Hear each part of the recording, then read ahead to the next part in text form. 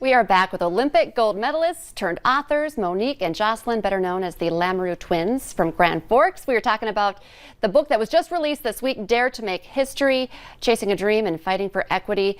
But we want to talk as well. It was big news when you guys came out and said, okay, we're going to, retire from professional hockey.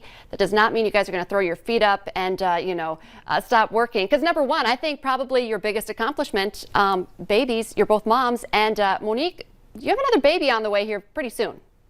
Yeah, in like 2 weeks. We're just hoping I didn't go into labor until at least after today. So I'm in the clear after today if it happens. But yeah, we're expecting our second boy in the coming days. So we're really excited about that.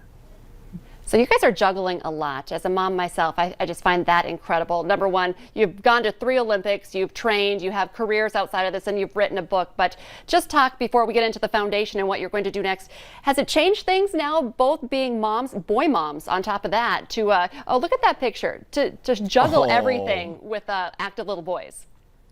Absolutely. I think as athletes, we've been so focused on ourselves, and kind of it's just intrinsically selfish almost to be an elite athlete, because you're worried about your next training session, what you're going to eat, how much you're sleeping. It's just all revolved around being the best athlete and teammate you can be. And once you have kids, that's pretty much out the window. And trying to be an elite athlete with no sleep when they're really young is another challenge in itself. But yeah, it's really just given us a different life perspective, and it's been the greatest blessing so far in our lives. And it was definitely a challenge when we were training and played with the U.S. team last year all season with the boys, and we would travel and we'd not be with them for 2 weeks at a time. But it's definitely, like I said, the greatest blessing we've had in our lives. And we know that you'll instill in them those amazing values you also talk about in the book that you all have. But on top of everything you're doing, you have a foundation focused on helping underserved children.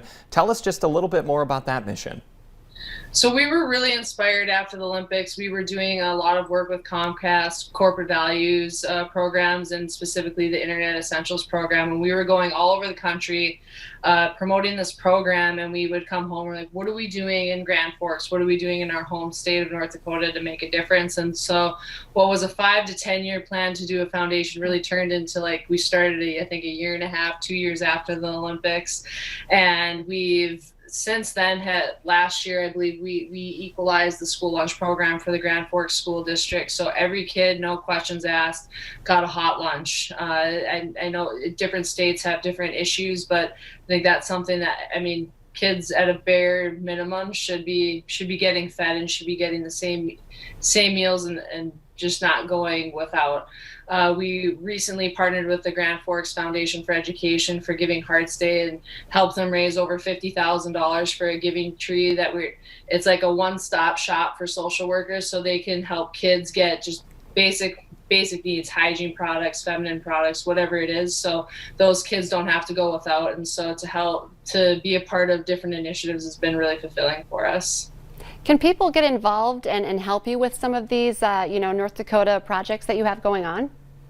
Yeah, so right now we've just strictly been in Grand Forks, and we've started some communication with people in Fargo, and we're really looking to expand and scale what we're doing. And we're really we're not looking to do the same thing in every town. We're more looking to fill the gap where it's needed. And however we can do that, expanding across the state, we want to do that. We want to build relationships. And if you want to help us give back, we have a website, lamoureuxtwins.com, and you can donate on that website, and all that money goes back to the kids and the different initiatives that we're giving back to. And you can follow us on social media to find our recent projects that we've been doing. And it's really just been such a fulfilling journey for us, and we're really excited about the future. And if people want to learn more about you two as well and read your book, where can people find that so they can get themselves a copy?